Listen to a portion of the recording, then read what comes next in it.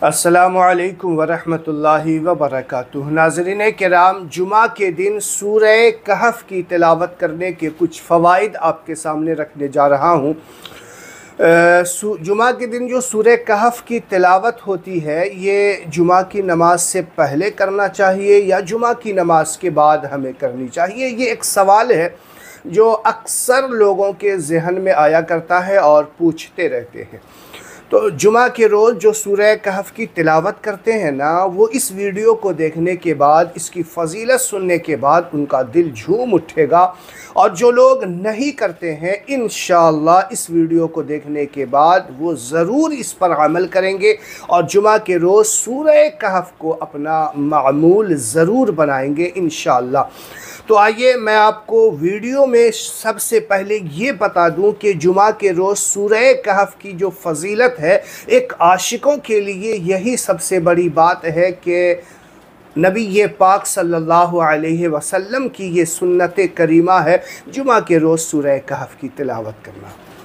जो आशिक है उसके लिए यही सबसे बड़ी फ़जीलत है। और नबी पाक सल्लल्लाहु अलैहि वसल्लम की हर छोटी बड़ी सुन्नत पे अगर कोई मुसलमान अमल करता है तो दीन और दुनिया दोनों में उसके लिए भलाई और खैर लिख दी जाती है। उससे बड़ा कामयाब इंसान, उससे बड़ा अच्छा इंसान जो नबी पाक सल्लल्लाहु अलैहि वसल्लम की सुन्नत करीमा पे अमल करे, हम और आपके नज़दीक इससे अच्छा इंसान और कौन हो सकता है। तो दोस्तों आइए हदीस पाक की रोशनी में आपको बताऊं और ये भी बताऊं कि जुमा के रोज़ जो जुमा की नमाज है उससे पहले पढ़नी चाहिए या बाद में पढ़नी चाहिए, ये मैं आपको बाद में बताऊंगा। उससे पहले कुछ अहादीस करीमा है जिसके मफ़हूम मैं आपके सामने रखने जा रहा हूँ। हज़रत अबू सईद खुदरी रदी अल्लाह ताला अन्हो और हज़रत अबू दरदा रदी अल्लाह ताला अन्हो, हज़रत अब्दुल्ला इब्न अब्बास, हज़रत अब्दुल्ला इब्न उमर रदी अल्लाह ताला अन्हुमा, इन सब से रिवायात हैं और मैं आपको एक एक करके कुछ मफ़हूम हदीस पाक के सुनाना चाहूँगा।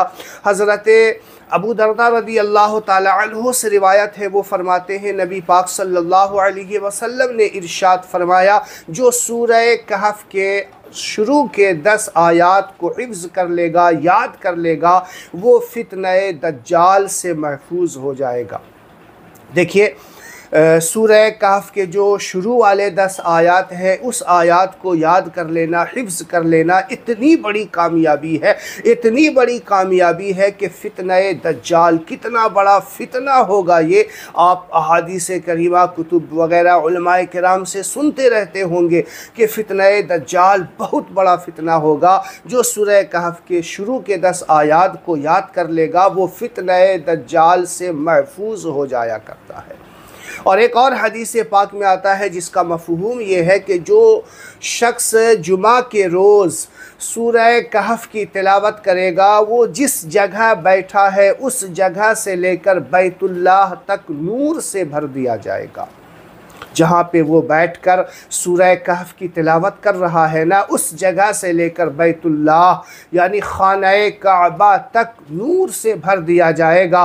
और जो शख्स जुमा के रोज़, एक और हदीस है कि सूरह कहफ़ की तिलावत किया करता है ज़मीन से लेकर, यानी जिस जगह वो बैठा है उस जगह से लेकर आसमान तक नूर से भर दिया जाएगा। यानी सूरह कहफ़ की तिलावत करना गोया वो नूर से भर दिया जाता है। दुनिया से लेकर के आसमान तक नूर ही नूर फैला दिया जाता है। और हदीस पाक में यहाँ तक आया है कि एक सहाबी जुमा के रोज़ सूरह कहफ़ की तिलावत कर रहे थे, आसमान से बादल का टुकड़ा इतना करीब आ गया उस शख्स के घर की तरफ के बंधा हुआ घोड़ा बिदक गया। जब नबी पाक सल्लल्लाहु अलैहि वसल्लम की बारगाह में ये मामला पेश किया गया तो अल्लाह के रसूल सल्लल्लाहु अलैहि वसल्लम ने फरमाया, जो शख्स जुमा के रोज़ सूरह कहफ़ की तिलावत करता है तो आसमान से सकीनत नाजिल हुआ करती है।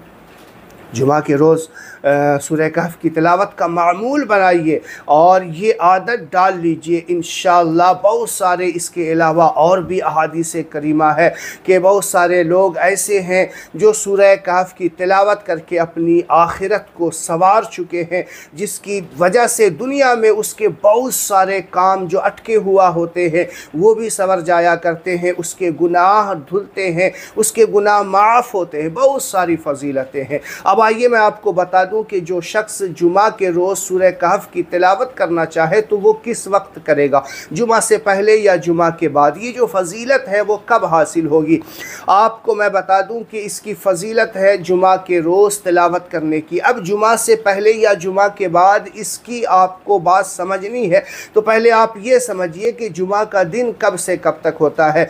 देखिए जुमा का दिन जो है वो कब शुरू हो जाएगा, जुमेरात का दिन गुजार करके जो मगरिब का वक्त होता है, तो गुरूब आफ्ताब का वक्त होता है, जुमेरात का दिन गुजर गया, गुरूब आफ्ताब हो गया, उस वक्त से लेकर के अगला दिन जब तक सूरज गुरूब ना हो जाए उस वक्त तक जुमा का दिन रहता है। अब जुमे के रात में यानी जुमेरात का दिन गुजार करके रात में पढ़ना चाहे, दिन में किसी वक्त पढ़ना चाहे, जुमा की नमाज से पहले पढ़ना चाहे, जुमा की नमाज के बाद पढ़ना चाहे, जिस वक्त भी वो सूरह कहफ की तिलावत करेगा इस वक्त से यानी 24 घंटे में जिस वक्त भी वो तिलावत करेगा ये सारी फजीलतें उसे अल्लाह के करम से हासिल होंगी और बेशुमार फ़जीलतें हैं। इसके अलावा भी कभी मौका मिला तो बहुत सारी फ़जीलतें इसके और लेकर हाजिर हूँगा। आज के लिए इतना ही, दीजिए मोहम्मद वसीम को इजाज़त। अस्सलामु अलैकुम व रहमतुल्लाहि व बरकातहू।